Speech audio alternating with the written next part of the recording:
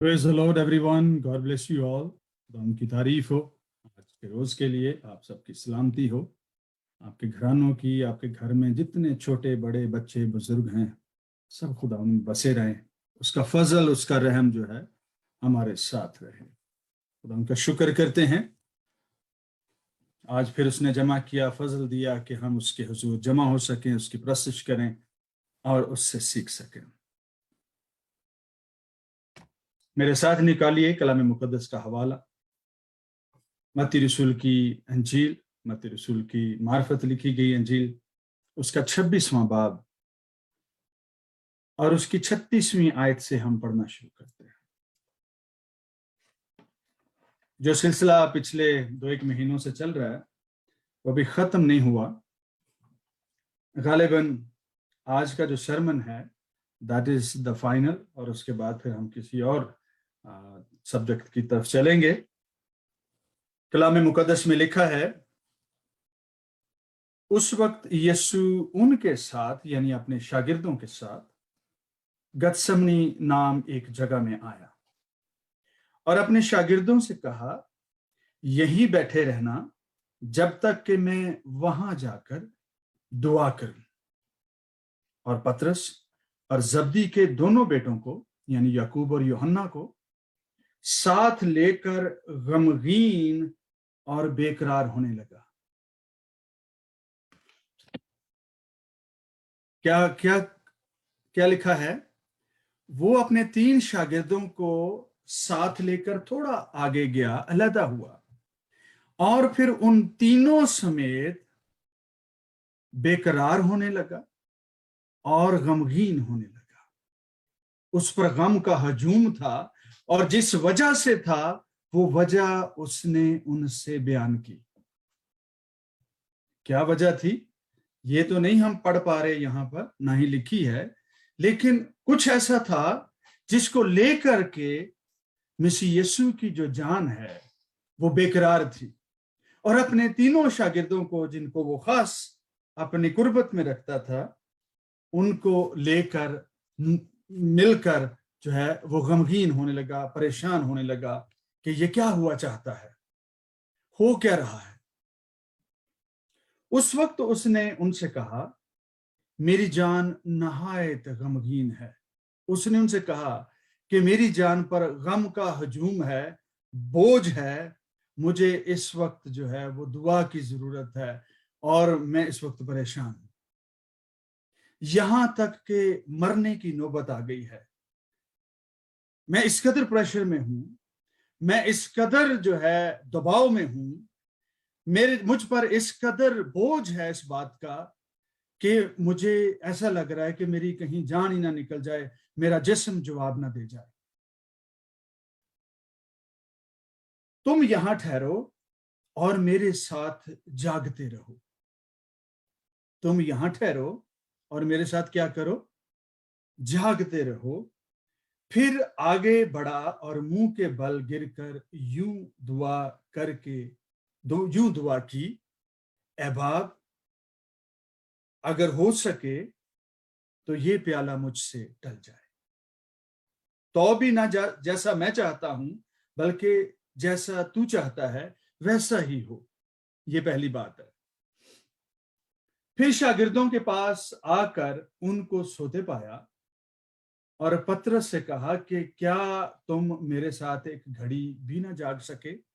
ये बात जो वो है जो उस सारी गुफ्तगू का नतीजा है। सिर्फ एक लफ्जी बात करते करते तो शागिर्द नहीं ना सो गए कि वो वहां गया है 2-10 कदम थोड़ा सा आगे और उसने एक सेंटेंस कहा और वापस आया तो शागिर्द जो है वो कूकी सो रहे हैं। ऐसा नहीं हुआ होगा। उसने जरूर कुछ और भी अपने बाप से जो है वो गुफ्तगू की होगी। ताखीर हुई है, देर हुई है और शागिर्द ऊँघने लगे हैं। फिर दोबारा उसने जाकर यूं दुआ की कि ऐ मेरे बाप, अगर ये मेरे पिए बगैर नहीं टल सकता तो तेरी मर्जी पूरी हो। और आकर उन्हें फिर सोते पाया। जब वापस आया तो वो फिर सो चुके थे, क्योंकि उनकी आंखें नींद से भरी थीं اور ان کو چھوڑ کر پھر چلا گیا اور پھر وہی بات کہہ کر تیسری بار دعا کی۔ یاد رکھیے یہ سبجیکٹ کا حصہ ہو بھی سکتی ہے یہ بات، جب آپ کو حد سے زیادہ نیند آ رہی ہے نا، خاص طور پر جب آپ سے کہا جائے کہ اٹھو دعا کرو، تو یہ کوئی فزیکل بات بھی ہو سکتی ہے، لیکن جسم سے زیادہ یہ بات روح کے دباؤ کی وجہ ہے۔ مسیح نے کہا کہ تم دعا کرو، اور وہ سو رہے ہیں، تینوں کے تینوں سو رہے ہیں، ایسی گھڑی میں سو رہے ہیں جب کہ ان کو اس بات کا اندازہ ہے ہمارا استاد آج نہایت بے قرار ہے، بے چین ہے، پریشان ہے، کسی بوجھ کے تلے ہے، کسی بات کو لے کر آج یہ بہت چنتک ہے، بہت پریشان ہے۔ ایسی حالت میں کوئی لمحہ بھر میں کیسے سو سکتا ہے؟ اور ان کو چھوڑ کر چلا گیا اور پھر وہی بات کہہ کر تیسری بار دعا کی۔ تب شاگردوں کے پاس آ کر ان سے کہا، اب سوتے رہو اور آرام کرو، کیونکہ وقت آ پہنچا ہے اور ابن آدم گناہ گاروں کے حوالے کیا جاتا ہے۔ اب تمہارے جاگنے کی ضرورت نہیں ہے۔ وہ جو مشکل کی گھڑی تھی وہ ٹل چکی ہے۔ کیسے؟ اگر آپ گاسپلز کے دوسرے اگر ریفرنسز کو پڑھے تو وہاں لکھا ہے کہ آسمان سے ایک فرشتہ اسے دکھائی دیتا تھا، پھر اسے تقویت دیتا تھا، اسے کی ڈھارس بندھا رہا تھا، اس کو تسلی دے رہا تھا، اس کو قوت دے رہا تھا۔ اور جب وہ وہاں سے واپس آیا، شاگرد اس بات سے ناواقف تھے کہ باغ میں ہو کیا رہا۔ اس نے واپس آ کر ان سے کہا، اب جو ہونا تھا وہ ہو چکا ہے، جس بات کے لیے میں پریشان تھا وہ پریشانی ختم ہو چکی ہے، اب نیکسٹ فیز اس کا شروع ہونے والا ہے۔ اور وہ کیا ہے؟ یہ وہ ہے جو وہ بھی چاہتا ہے اور اس کا باپ بھی چاہتا ہے۔ ہو سکے تو یہ پیالہ مجھ پر سے ٹل جائے۔ آج پھر کسی نے باغ عدن کی طرح آج گتسمنی کے باغ میں کسی دوسرے نے، کسی ایکسٹرنل فورس نے، دشمن نے آج پھر بات کرنے کی کوشش کی ہے، باپ کے مقصد سے ہٹانے کی باتیں کی ہیں اس نے۔ اور یہ جو دوسرا آدم ہے یہ بھی بغیر باپ کے ہے، بغیر انسانی کوشش، ارادہ اور مرضی کے ہے، اور پہلا والا آدم جو ہے وہ بھی کسی انسان کی مرضی، کوشش، ارادہ کے بغیر پیدا ہوا۔ اور ابلیس کی یہ خوش فہمی ہوتی، اس نے کہا پہلا بھی آدم جو ہے وہ پیدا ہوا تھا، اسے میں نے چت کر لیا تھا، اس کو میں نے کشتی لڑ کے ہرا لیا تھا، اب یہ بھی آدم ہے تو کتنا کو زوراور ہو سکتا ہے، اس کو بھی آزمایا جائے، اس پر بھی جو ہے وہ بوجھ ڈالا جائے، اس کو بھی جو ہے وہ بار بار جو ہے اس پر اٹیک کیا جائے، تو ہو سکتا ہے میں کامیاب ہو جاؤں۔ پہلا آدم جب ابلیس نے سانپ کے ذریعہ سے اس سے باتیں کرنا شروع کری، یعنی جب میں انسان کی بات کر رہا ہوں یا آدم کی بات کر رہا ہوں تو آدم اکیلا نہیں ہے، ہوا اس کے ساتھ موجود ہے۔ جب سانپ کے وسیلہ سے اس نے جو ہے وہ آدم سے بات کرنا شروع کی کہ پھل کھا لو، اس سے کچھ نہیں ہوگا، تمہارا کچھ نہیں بگڑنے والا،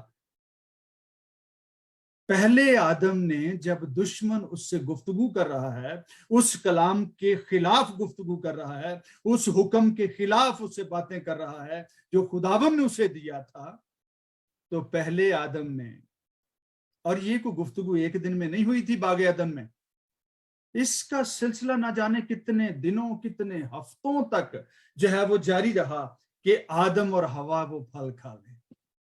لکھا تو ایسے ہی ہے نا، 2 سطریں، ایک اوپر لکھی ایک نیچے کی، کہانی ختم۔ یہ کہانی ختم ہوتے ہوتے نہ جانے کتنے ہفتے، کتنے دن، کتنے مہینے لگے ہوئیں گے، کتنی بار آدم نے انکار کیا ہوگا، کتنی بار حوا نے بھی اس کا انکار کیا ہوگا، لیکن فائنلی ایک جو غلطی انہوں نے کی اپنی اس نافرمانی یا چناؤ کے علاوہ، وہ یہ تھی انہوں نے اپنے خالق کو اپنی مشورت میں شامل نہیں کیا کہ خداوند دشمن آتا ہے، باغ کا ایک جانور ہمارے پاس آتا ہے, وہ اس حکم کے خلاف ہم سے باتیں کرتا ہے, تیرے خلاف جو ہے وہ ہمیں ابھارتا ہے, ہم تیرے خلاف ہمارے کانوں میں پھسپھساتا ہے, آزمائش کی گھڑی میں ہیں ہم کیا کریں؟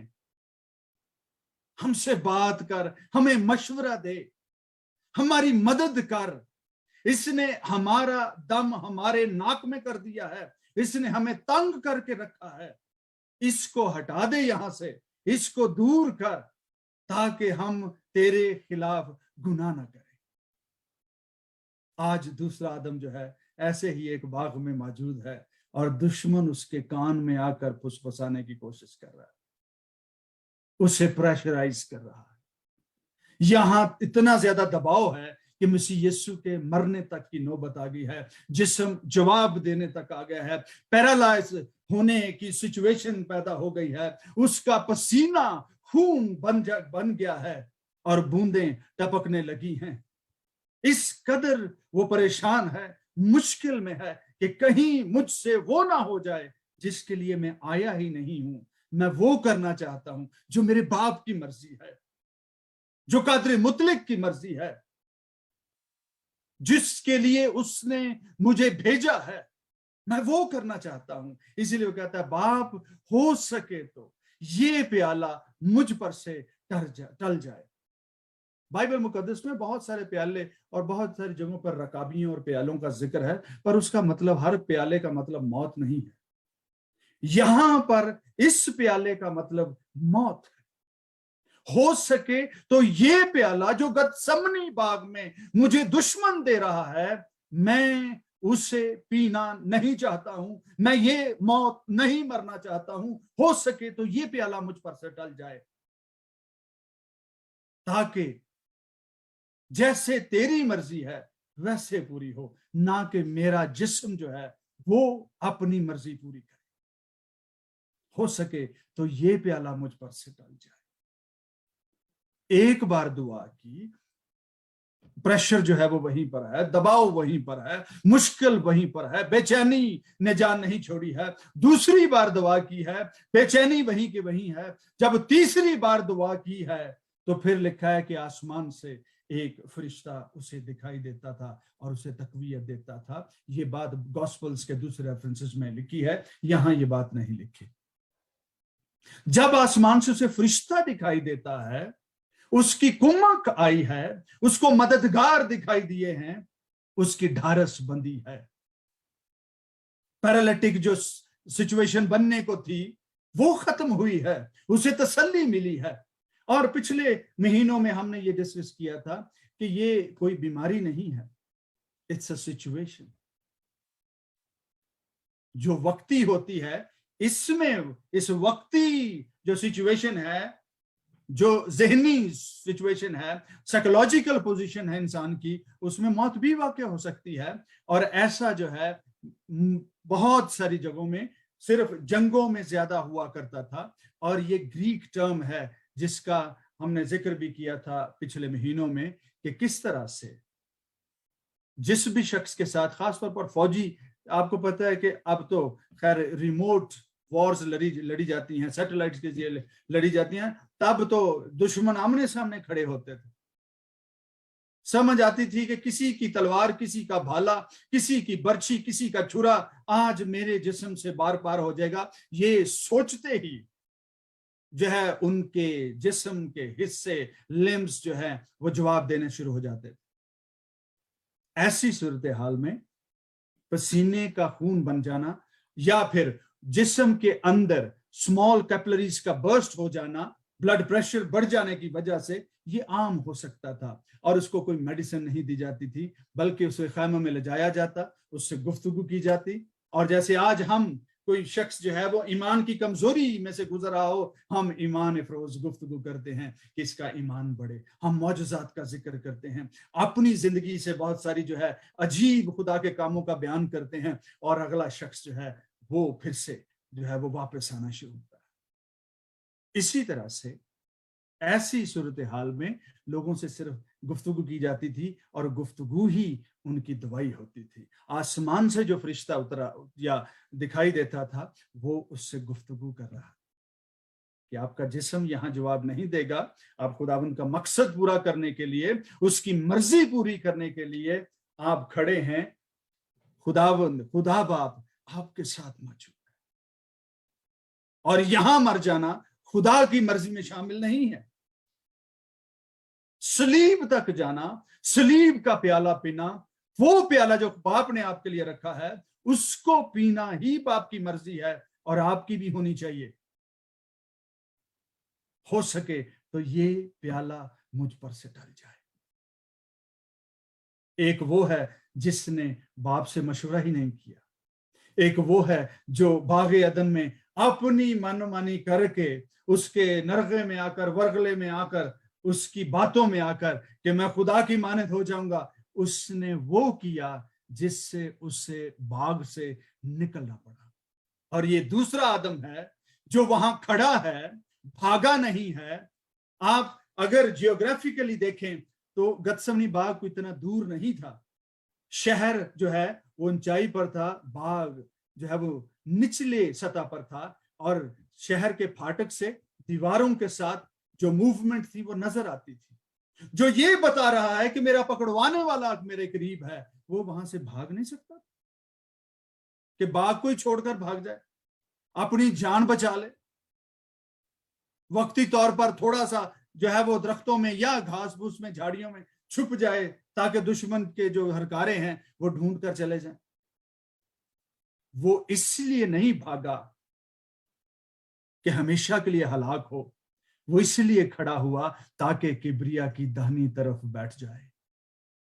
پہلے والے نے گناہ کیا, اس سے کوئی مشورہ نہیں کیا, آزمائش نے اسے آ کر دبایا, اور وہ آزمائش کے سامنے جو ہے وہ چت ہوا, لیٹ گیا, ڈر گیا, اور خدا کی حضوری سے نکال دیا گیا. یہ وہ ہے جو جس نے موت کو کا سامنا کیا, باپ کی مرضی بجا لائی, وہاں سے ٹلا نہیں, ہلا نہیں, بھاگا نہیں, چھپا نہیں, تاکہ خدا کی مرضی کے موافق موت حاصل کرے, صلیبی موت حاصل کرے, تاکہ کبریا کی دہنی طرف جا کر بیٹھ جائے.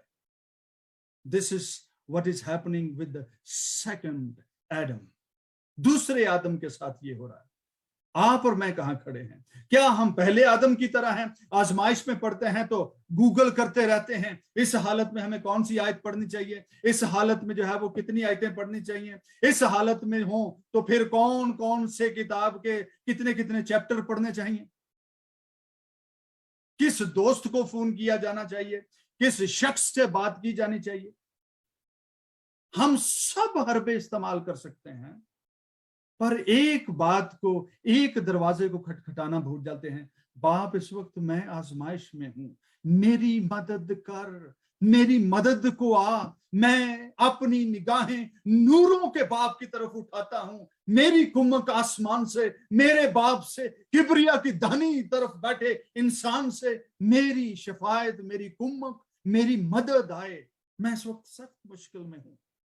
مشکلات کوئی ایک قسم کی نہیں ہوتی, مختلف قسم کی ہیں. ہر بندے کے ساتھ ایک کا سا حادثہ نہیں گزرتا. ہم دنیا کے جہاں جہاں کونے میں بیٹھے ہیں, ہم اسی حساب سے جو ہے وہ مشکلات کا سامنا کرتے ہیں. پر دروازہ ایک ہی ہے, ایک ہی سورس ہے جس کو ہم کھٹکھٹاتے ہیں, اپنی مختلف زبان میں, اپنے انداز میں, اپنے لفظوں میں, جس طرح سے بھی آپ کا دل خدا کے حضور کھلتا ہے, آپ اپنے طور پر اس کے حضور جاتے ہیں, کہتے ہیں باپ میں آزمائش میں ہوں, میری مدد کر. دشمن جو ہے مجھے دبانے نہ پائے, ہرانے نہ پائے, مجھے گرانے نہ پائے.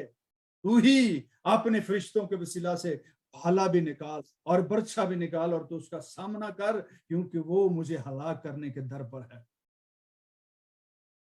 آج اس نے پہلے ایک آدم کو باغ عدن میں شکست دی تھی, آج پھر وہ ایک عدن میں موجود ہے. اور یہ جو معاف کیجیے گا, یہ عدن میں نہیں, گتسمنی میں موجود ہے. اور یہ گتسمنی جو ہے یہ یروشلم سے مشرق میں ہے. اور یروشلم میں کیا ہے؟ خدا کی ہیکل, خداوند کی پریزنس, جہاں پر قربانیاں ہوتی ہیں, جہاں پر خداوند کا نام پکارا جاتا ہے. اور یہ عدن جو ہے یہ گت سمنی جو ہے، یہ باغ جو ہے، یہ شہر کے ہیکل کے مشرق میں موجود ہے۔ خداوند نے اپنے عدن سے جب انسان کو نکالا تو کدھر بھیجا؟ اپنی پریزنس سے جب اسے نکالا تو کدھر بھیجا؟ مشرق میں۔ جس نے گناہ کیا، ہابل نے خون کیا، تو کدھر گیا؟ مشرق میں۔ آدم اور ہوا کو جب نکال کر کروبیوں کا پیرا لگایا گیا تو کہاں بھیجا گیا؟ مشرق میں۔ بت پرستی کا آغاز کہاں ہوا؟ مشرق میں۔ زبانوں میں اختلاف کہاں ہوا؟ بابل کا برج کہاں بنایا گیا؟ گناہ کا مرڈر سچویشن کا آغاز کہاں ہوا؟ سب کچھ مشرق میں۔ بدی اور لعنت کا شکار کہاں ہوا؟ آغاز کہاں ہوا؟ مشرق میں۔ ڈاکٹر رانا جی یہاں موجود ہیں۔ ڈاکٹر رانا جی جس کی آنکھ پہ جو ہے وہ پھوڑا نکلا ہو تو اس کے گھٹنے پہ پٹی نہیں کرتے، وہ اس کی آنکھ پر ہی کچھ جو ہے وہ لگا لگو کر اس پر اتنا بڑا پٹا باندھتے ہیں تاکہ ساری دنیا دیکھے دور سے کوئی زخمی آ رہا ہے۔ خدا بھی وہی کر رہا ہے۔ جہاں پر بدی کا آغاز ہوا ہے، جس زمین سے، جس جگہ سے، جس ڈائمینشن سے، جس سمت سے، جس اوڑ سے بدی کا، بت پرستی کا آغاز ہوا ہے، خدا کی قدرت نے اس قرض کو وہیں سے ہیل کرنا شروع کیا ہے۔ اس کے سورس کو، جہاں پر زخم لگا ہے، اس نے وہیں پر مرہم پٹی کرنا شروع کی ہے۔ کہاں؟ مشرق میں۔ یسوع مسیح یورپ میں بھی پیدا ہو سکتے تھے، یسوع مسیح افریقہ کے کسی جنگل میں بھی پیدا ہو سکتے تھے۔ جان دینے کا جو سلسلہ ہے وہ بھی کہیں اور بھی ہو سکتا تھا۔ ایسی کون سی بات ہے کہ کہیں اور سے نجات جو ہے وہ دنیا کو نہیں مل سکتی تھی؟ ہم جو پاکستان میں بیٹھے ہیں، ہندوستان میں بیٹھے ہیں، یا امریکہ میں یا کینیڈا میں بیٹھے ہیں، وہاں تک بھی تو نجات کا انتظام ہو ہی رہا۔ خدا کا کام کرنے کا طریقہ یہ ہے، جہاں پر زخم کاری لگا ہے وہیں سے اس کی ہیلنگ کا، اس کی صحت کا، اس کی شفا کا وہیں سے وہ انتظام کرتا ہے۔ روٹ کاز کو یا روٹس کو جو ہے وہ ہیل کرنا شروع کرتا ہے تاکہ سارے کا سارا درخت صحت مند ہو جائے۔ انسانیت کا درخت سارے کا سارا کرسڈ ہے، اس کا پھل جو ہے وہ لعنت زدہ ہے، اس کے پتے لعنت زدہ ہیں، اس کی شاخیں لعنت زدہ ہیں، اس کا تنا لعنت زدہ ہے، اس کی جڑیں لعنت زدہ ہیں۔ اس سے مراد انسان، بڑے چھوٹے، بڑے عہدے والے، بڑی بادشاہیاں، چھوٹی بادشاہیاں، اس میں بسنے والے خاندان، نو سے مراد ہے، یہ سارے درخت سے مراد انسان ہے۔ خدا نے کیا کیا؟ اس نے اس روٹ کو ہیل کرنا شروع کیا جو قرض کو زمین سے لیتی آ رہی تھی، جس کے پنپنے کا، جس کی خوراک کا انتظام جہاں سے ہو رہا تھا، اس خدا نے اسی جڑ کو جو ہے وہ شفا دینا شروع کی۔ اور وہ کہاں سے کی؟ مشرق سے، مشرق کی سرزمین سے۔ یسوع مسیح جس روز یروشلم میں داخل ہوئے کہ قتل کیے جائیں، غیر قوموں کے حوالے کیے جائیں، رد کیے جائیں، مصلوب کیے جائیں، جس روز لوگوں نے کہا ہوشانا ابن داؤد کو مبارک ہے وہ جو خداوند کے نام سے آتا ہے، اس روز وہ کون سے دروازے سے داخل ہوئے تھے؟ ہیکل کے، یروشلم کے 12 دروازوں میں سے ایک دروازہ، جسے ہم گولڈن گیٹ بھی کہتے ہیں، جسے سنہری گیٹ بھی کہتے ہیں، اسے مشرقی دروازہ بھی کہا جاتا ہے۔ اس روز نجات دینے والا برا جو ہے وہ مشرق کے دروازہ سے داخل ہوا تاکہ نجات کا انتظام ہو، تاکہ لعنت کا خاتمہ ہو، تاکہ بدی پر قابو پایا جا سکے، تاکہ آدم کی نجات کا انتظام ہو۔ جو پہلا آدم عدن سے نکلا تو مشرق ہو گیا، دوسرا آدم جو ہے مشرق سے داخل ہو رہا ہے، واپس آ رہا ہے، ریسٹوریشن واپس آ رہی ہے۔ presence of the Lord is coming to the temple of the Lord۔ حضوری خدا کی جو ہیکل سے اٹھ گئی تھی وہ واپس آ رہی ہے۔ اگر آپ حزقیل نبی کے صحیفے میں دیکھیں تو وہاں پر لکھا ہے کہ کچھ لوگ تھے جن کا منہ مشرق کی طرف تھا اور ان کی پشت جو ہے وہ عہد کے صندوق اور ہولی آف ہولیز، پاک ترین مقام کی طرف تھی۔ کیوں؟ کیونکہ وہ بت پرستی کی طرف دیکھتے تھے۔ لیکن آج نجات دینے والا, ہیل کرنے والا, شفا بخشنے والا, آدم کو بحال کرنے والا مشرق ہی سے واپس داخل ہو رہا. ساری جگہوں پر جہاں جہاں مشرق لکھا جائے اس کو اس کے ساتھ جوڑنے کی ضرورت نہیں ہے, اس کے کانٹیکسٹ کو دیکھیے کہ اس کا مطلب کیا بنتا ہے.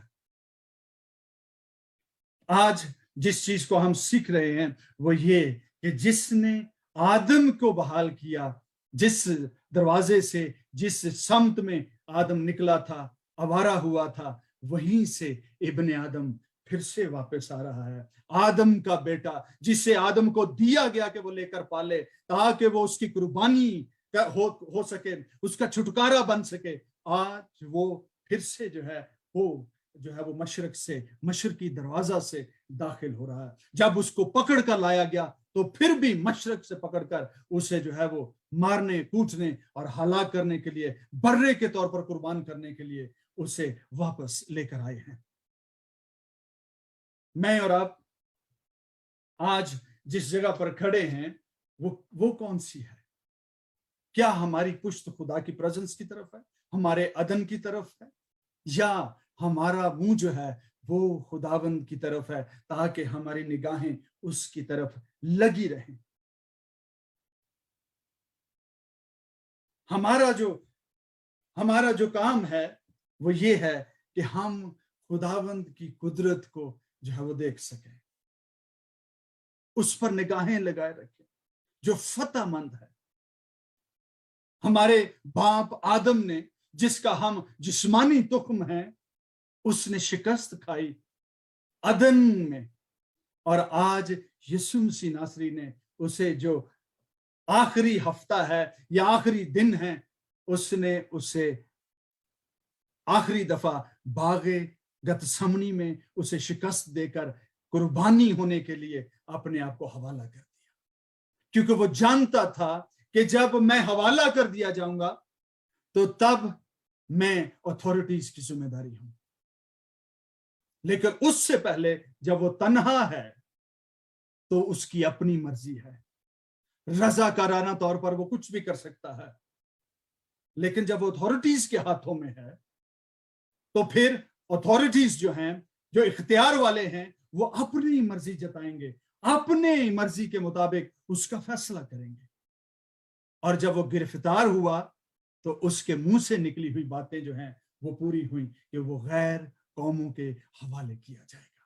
اس سے پہلے کہ اس کے منہ کی باتیں پوری ہوں, ابلیس کی پوری کوشش تھی کہ یہ وہ موت مرے جو میں چاہتا ہوں, یہ وہ موت نہ مرے جو یہ چاہتا ہے یا اس کا باپ چاہتا ہے. ہو سکے تو یہ پیالہ مجھ پر سے ڈال جائے. جس کھیل کو, جس شریعت کو ابلیس نے باغ عدن میں شروع کیا تھا, اس گھناؤنے کھیل کا خدا کے بیٹے یسوع مسیح نے انجام جو ہے باغ گتسمنی میں اس نے اس کو ختم کیا, اسے شکست دی, اپنے باپ کے ساتھ جڑا رہا, اس سے مشورت کرتا رہا, راتوں رات اس سے باتیں بھی کیا کرتا تھا, دعائیں کرتا تھا. جب مجھے اور آپ کو آزمائش کا سامنا ہوتا ہے, ہم کس سے بات کرنا پسند کرتے ہیں؟ اس سے جس کی وجہ سے آزمائش میں, یا اس سے جو وایا somebody ہمارے لیے آزمائش کا سبب ہے؟ جو چیز, جو شخص, جو بات, جو سچویشن آپ کے لیے آزمائش کا سبب ہے, اس سے مشورہ لینے کی کوشش مت کریں, وہ آپ کو زیادہ دلدل میں دھکیل دے گا. وقت ہوا چاہتا ہے پر میں یہ بات آج ہو سکتا ہے تھوڑا ٹائم زیادہ لوں. میں آپ کو بتانا چاہتا ہوں, پچھلے سالوں میں ایک خادم میرے پاس آئے, کہنے لگے کہ جی میرے ساتھ بڑی زیادتی ہوئی ہے اور میری وائف نے بھی جو ہے میرے ساتھ اتفاق کیا ہے. میں نے کہا کیا ہوا ہے؟ میں فلاں میٹنگ میں تھا تو مجھے جو ہے وہ انٹروڈیوس اس طرح سے کروایا گیا ہے جیسے میں کوئی عام شخص ہوتا ہوں. اور جب میں نے اپنی بیوی سے بات کی تو اس نے کہا ہاں میں نے بھی نوٹ کیا ہے, آپ کو ویسے آنر نہیں کیا جاتا جیسے کیا جانا چاہیے. قصہ مختصر یہ ہے میں نے اسے کہا، میں نے کہا کہ جتنے آپ کے جذباتی رشتے ہیں، خدمت کے معاملوں میں، خدمت میں جب آپ دکھ اٹھائیں، جب آپ کو پریشانی ہو، جذباتی رشتوں کے ساتھ اس قسم کی مشورت کبھی مت کریں، وہ آپ کو آزمائش میں مزید دھکیلیں گے۔ خدا کے کلام پر فوکس سے جو ہے آپ کا فوکس ہٹا دیں گے، اور آپ بے دلی زیادہ بڑھے گی، اور آپ مقدسوں کے خلاف جن سے جانے انجانے میں ہوا ہے آپ بغض رکھیں گے، آپ نفرت کرنے لگ جائیں گے۔ آپ کبھی بھی جب آزمائش میں ہوں، جس کسی بھی سچویشن میں ہوں، آپ خداوند سے مشورہ کریں، وہ آپ کو بہتر مشورہ دے سکتا ہے۔ گزرے سالوں میں ایک شخص آزمائش کا شکار ہوا، اور خادم تھا، پریشان بھی تھا کہ میں جو ہے وہ جس آزمائش میں پڑا ہوں اسے بدنامی ہو سکتی ہے، لوگوں کو پتا چلے گا، بڑی جو ہے وہ تھو ہوئے گی، اور اس قسم کی سچویشن تھی۔ اور اپنے اندر سے، بھیتر سے، اپنے باطن سے، اپنے روح سے تنگ ایک ریلوے کی جو ہے پٹڑی پہ بیٹھا ہوا، اور خداوند سے بات کر رہا ہے، خداوند میں کیا کروں کہ اس آزمائش پر غالب آؤں۔ خداوند نے اسے ایک مشورہ دیا، اسے کہا کہ کلام میں لکھا ہے کہ میں نے ایک شخص کی آنکھیں کھولیں اور اسے ایک بات کہی کہ دوبارہ اس شہر میں داخل مت ہونا۔ اتنی سی بات جو ہے وہ خداوند کی طرف سے میرے دل میں بڑے زور سے قائلیت کے ساتھ آئی۔ اگلی باتیں میں جو ہے وہ مطلب خود سے ہی جو ہے وہ سوچنا شروع ہو گیا کہ کیا ہو سکتا ہے، کیسی سچویشن ہو سکتی ہے، وہ شخص کیسی آزمائش کا شکار ہو سکتا ہے۔ جو شہر، جو انسان، جو گفتگو آپ کو آزمائش میں ڈال سکتی ہے، آپ اس سے کنارہ کریں، اس سے ایک ڈسٹنس کریٹ کریں۔ اور کسی خدا کے خادم نے ایک بڑی خوب بات کی، اس نے کہا کہ when physical distances creates spiritual distances creates as well۔ جب جسمانی فاصلے بڑھتے ہیں تو روحانی فاصلے خود بخود بڑھنا شروع ہو جاتے ہیں، جذباتی فاصلے خود بخود بڑھنا شروع ہو جاتے ہیں۔ اگر آپ کا کسی کی رفاقت میں رہنا آزمائش کا سبب ہے تو آپ اس کی رفاقت سے ذرا فریکوینسی کم کر دیجئے، گفتگو کی فریکوینسی کم کر دیجئے تاکہ آزمائش میں نہ پڑے۔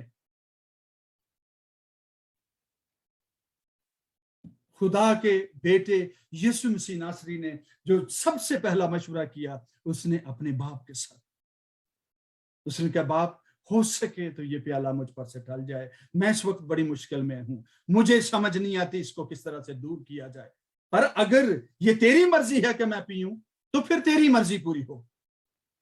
اور باپ کی ایسی مرضی ہرگز نہیں تھی کہ وہ گتسمنی میں مارا جائے اور ہلاک ہو، اور ان کا پلان، ان کا منصوبہ جو انسان کو نجات دینے کا ہے وہ جیپرڈائز ہو جائے۔ اسی لیے اس نے اپنا ایک فرشتہ بھیجا جو اس کو آسمان سے دکھائی دیتا تھا، مسیح یسوع کو، اور اسے تقویت بخشتا تھا۔ میرے بہن اور بھائی، وہ سب چیزیں جن کا آپ کو سامنا ہے اور آپ کی وزڈم وہاں سمجھ نہیں پاتی کہ کیا کیا جائے، خدا باپ کو جو ہے اس میں شامل کرے۔ ایک دفعہ نہیں، دو دفعہ نہیں، تین دفعہ نہیں، جب تک وہ معاملہ حل نہ ہو جائے اور آپ کو باپ کے کلام کے مطابق جو ہے جواب نہ مل جائے، بار بار اس کے حضور جاتے رہیں۔ یہ نہ کہیں خداوند آج اگر دوپہر تک مجھے جواب نہ ملا تو میں وہ کروں گا جو میرے دل میں ہے۔ یہ اس قسم کی دعائیں کرنے سے کرسچنز کو تھوڑا باز ہی رہنا چاہیے۔ اگر آج شام تک جواب نہ ملا تو پھر میں یہ کر لوں گا۔ وہ کرنا جو چاہتے ہیں وہ تو آپ کے آلریڈی دل میں ہے، آپ تو چاہتے ہی نہیں کہ خدا انٹروین کرے، آپ خدا کا انتظار کرنا ہی نہیں چاہتے۔ برج پر کھڑے ہو کر، عیدگاہ پر کھڑے ہو کر خدا کا انتظار کرنا ہی نہیں چاہتے۔ آپ مشروط اور کنڈیشنز جو ہیں وہ خدا کے سامنے رکھتے ہیں کہ اگر ایسا ہوا، کوئی باہر سے آ کر مجھ سے بات کرے تو میں جانوں گا تیری مرضی ہے، اور اگر نہیں کرے تو پھر کوئی تیری مرضی نہیں ہے۔ किस किस्म की बातें करते हैं। खुदा का कलाम सबसे बड़ी वजह है हमसे बात करने के लिए, और वो हमारे दिल में है, क्योंकि लिखा है कि इंसान का ज़मीर खुदा का चिराग। जिन्होंने खुदा के चिराग पर जो इतना बड़ा सारा वो पैमाना रखा हुआ है और ऊपर से ढांप रखा है ताकि उसकी रोशनी समझ ही ना आए कि किधर जा रही है, उसे बुझा रखा है, उनको मशवरत कहां से मिलेगी। खुदा बाप से तब तक मशवरा करते रहें जब तक उसका जवाब ना आ जाए। पहली दफा वो दुआ की, दूसरी दफा दुआ की, और तीसरी दफा जब उसने दुआ की तो आसमान से फिर उसे फरिश्ता नजर आया और जो उसे तकवीयत देने लगा, और उसने शागिर्दों से कहा, हुन सौंदे रहो, मेरा जवाब मेरे तक पहुंच गया है। दुआ करो ताकि आजमाइश में ना पड़ो, बाप से मशवरा करो ताकि अदम के से नाफरमानी के गुनाह का शिकार ना हो जाओ, बल्कि गतसमनी वाले के तरह बिहेव करो ताकि किबरिया की दानी तरफ बैठने वालों में शामिल हो जाओ, उसके दानी तरफ खड़े होने वालों में शामिल हो जाओ। खुदा क्या चाहता है? जब कोई आजमाइश में हो तो दुआ करे, शहर के बुजुर्गों को बुलाए, कलीसिया के बुजुर्गों को बुलाए और मिन्नत करे, समाजत करे, दुआ करे। हम क्या करते हैं? जब हम आजमाइश में होते हैं हम खुशी के नारे मारते हैं, हम कहते हैं शुक्र है मैं भी आजमाइश से पिया। और बाज़ आजमाइशें बड़ी अट्रैक्टिव और खूबसूरत होती हैं और हम चाहते ही नहीं हैं कि शहर के और कलीसिया के बुजुर्गों के साथ मिलकर वैसी उसके लिए दुआएं करें। जब कोई आजमाइश में हो तो दुआ करे, और जब खुश हो तो फिर हमद के गीत गाए। गतसमनी की जो सिचुएशन है उस बागे अदन की सिचुएशन के साथ मिलती जुलती है, पर फर्क दोनों आदमों में है। उनकी वो खुदा के साथ डीलिंग में है, कन्वर्सेशन में है, मशवरा करने में है, ताकि अपनी सूरत हाल में वो गुनाह ना कर बैठे। क्यों? क्या लिखा है? हमें आजमाइश में ना पड़ने दे। और अगली बात है बल्कि बुराई से बचा। और उससे पहले वाला जुमला क्या है जो वहां पर लिखा ही नहीं है? ऐ खुदावंद हमें आजमाइश में न पड़ने दे, न डाल, और अगर डल जाएं, ऐसा हो जाए तो हमें गुनाह करने से महफूज रख, हमें बदी में पड़ने से महफूज रख। खुदा बदी से नहीं आजमाता, गुनाह किसी से करवा कर खुदा कभी नहीं किसी का टेस्ट लेता। मैं और आप अपने मफरूजों, सुनी सुनाई बातों से वो कभी सबक निकालने की कोशिश ना करें। खुदा का कलाम बरहक है, सच है, रास्त है, और सादा दिलों को भी होशियारी देता है, उनको भी विजडम देता है। और हम तो उस दुनिया के लोग हैं जहां हम बोर्न ही वाइज पैदा होते हैं, हमारे जैसा कोई है ही नहीं है। हमारे सराहने पर कंप्यूटर और पता नहीं क्या क्या चीजें हैं वो हमें पहले ही से माँ के बतन ही से सिखाई जाती हैं। ऐसे लोगों को तो कलाम की बाबत ज्यादा नॉलेज होना चाहिए कि जब आजमाइश में पड़े, जब मरने की नौबत आ जाए, जान निकली जाए, जिदों स्यापे पे होन, उदों रब नूं भी याद कर लिया करो कि खुदावंद इस स्यापे में मेरा सोल्यूशन क्या है, ये जो सेड़न मैंने सेड़ा हुआ है इसका सोल्यूशन क्या है, मुझ पर रहम कर, मुझे मशवरत दे, मुझे दुरुस्त राह की तालीम दे कि मुझे किस राह से चलना है। हमने कभी दोनों आदमों की सिचुएशन को, जो दोनों वो खुदा के हाथ से पैदा हुए, खुदा के सबब से पैदा हुए, दोनों खुदा के बेटे कहलाए, उनकी सिचुएशन में, गुनाह में गिरने की सिचुएशन में और गुनाह पर गालिब आने की सिचुएशन को जब हम स्टडी करते हैं तो हमारी बचत इसी बात में है कि हम खुदा बाप से, कादर मुतलिक से मशवरा करें। जिसने हुक्म दिया है उसने छोड़ा नहीं है, जिसने हुक्म दिया है कि ये ना करना वो कहीं नहीं गया है, وہ آپ کی مدد کرنے کے لیے, میری مدد کرنے کے لیے وہ ہمیشہ تیار رہتا ہے. پر کوئی پکارے تو صحیح, سچائی کے ساتھ. کلام مقدس میں, کلام میں لکھا ہے, جو بات ہم نے شروع کی تھی, یہ آخری بات ہے, 2 منٹ اور لوں گا, معاف کیجئے گا. ابلیس کو اندازہ تھا کہ میں جس عدن سے نکلا ہوں, خداوند کی پریزنس سے نکلا ہوں, اس نے وہی حربہ اس نے آدم پر بھی استعمال کیا. وہ کیا؟ جو اس نے سوچا تھا کہ میں ستاروں سے اوپر اپنا تخت بناؤں گا, میں اپنی پوزیشن جو ہے میں اتنا بڑا ہو جاؤں گا کہ خدا چھوٹا ہونا شروع ہو جائے گا, میں خدا کی مانند بن جاؤں گا. اور ہم نے پچھلے سرمن دیکھا کہ تو نے اپنا دل جو ہے وہ خدا کا سا بنا لیا ہے. تو سمجھتا ہے کہ تو خدا ہے, پر تو بشر ہے. میں تجھے سمندر کی گہرائیوں میں, پاتال میں اتار دوں گا. پاتال کے کیڑے تیرا بچھونا ہوں گے اور اوڑھنے بھی ہوں گے. پہلے موتی ہوتے تھے, اب کیڑے کاڑے جو ہیں وہ تیرے جسم پر لوٹیں گے. وہ جانتا تھا کہ جو شخص خدا کی مانند بننے کی خواہش کرتا ہے, تکبر سے بھر جاتا ہے, خدا کی مانند بن, وہ ضرور ہی خدا ان کی حضوری سے نکالا جاتا ہے. یہی اس نے آ کر جو ہے آدم اور حوا سے کہا تھا, خدا جانتا ہے ایک بات کی تم لوگوں میں اب بھی کمی ہے, تم ہو بہو خدا کے جیسے ہو, سارے کام تم میں خدا کے جیسے ہیں, پر ایک بات کی کمی ہے, اور وہ اس پھل کے کھانے میں چھپی ہے. جس روز تم نے کھا لیا تم خدا بن جاؤ گے, تم ڈیپینڈنٹ نہیں رہو گے, انڈیپینڈنٹ ہو جاؤ گے, تمہاری بدھی بڑھ جائے گی, تم خدا کی مانند سوچنا شروع ہو جاؤ گے. پھر خدا چھوٹا اور تم بڑے. خدا نہیں چاہتا کہ تم یہ پھل کھا کر اس کی مانند بن جاؤ. اور وہ اپنے اس حربے میں جو سوچ, جس بات سے اس نے خود کی جو ہے وہ لٹیا دبوئی تھی, اس نے آدم اور حوا کو بھی اس میں ڈال کر ان کو بھی خداوند کی پریزنس سے نکلوا دیا تھا. کیونکہ وہ جانتا تھا کہ جو کوئی خدا کی مانند بننے کی خواہش کرتا ہے اور خدا سے بڑا بننے کی کوشش کرتا ہے, وہ اس کی نظر سے اور اس کی پریزنس سے نکال دیا جاتا ہے. اور وہ اسی بات میں کامیاب ہوا. اور یسوع مسیح پر بھی تو اس نے یہی کہا تھا,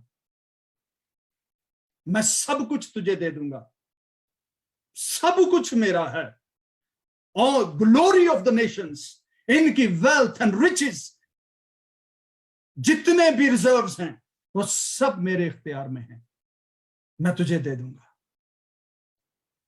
اس نے یہ بھی کہا کہ اپنے آپ کو جو ہے وہ تو بلندی سے گرا دے, کیونکہ تیری بابت لکھا ہے کہ آسمان کے فرشتے, باپ کے فرشتے, خدا کے فرشتے تجھے زمین پر پہنچنے سے پہلے اپنے ہاتھوں پر اٹھا لیں گے. لیکن ان ساری باتوں میں مسیح کا جلال کہیں نہیں ہے, خدا باپ کا جلال کہیں نہیں ہے, خدا کی آزمائش ہے اور شک ہے.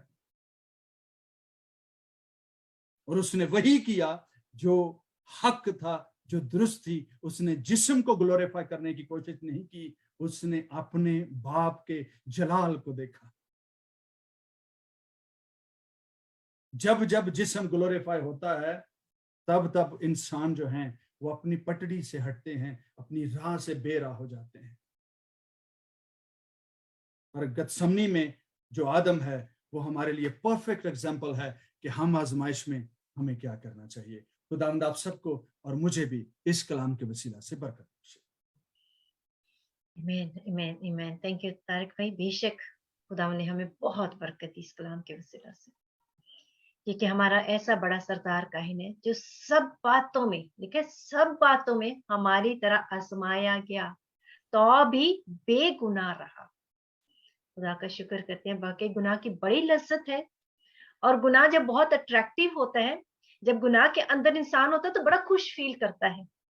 لیکن گناہ کی جو نتیجہ ہے ہم جانتے کیا ہے, مزدوری موت ہے. جی ٹھیک ہے طارق بھائی, آپ جانا چاہ رہے ہیں مجھے پتا ہے, ٹھیک ہے کوئی بات نہیں, ہمیں برکت ملی. آپ اپنی یہ دعا لے کے جائیے. پاسٹر ویرو جی آپ خدا کے خادم کے لیے دعا کر دیں آج کے اس خوبصورت کلام کے لیے. اور میں آپ سے ریکویسٹ کروں گی اس ویڈیو کو دوستوں کے ساتھ شیئر کریں تاکہ بہت ساری زندگیوں تک خدا کی آواز پہنچنے پائے. ٹھیک ہے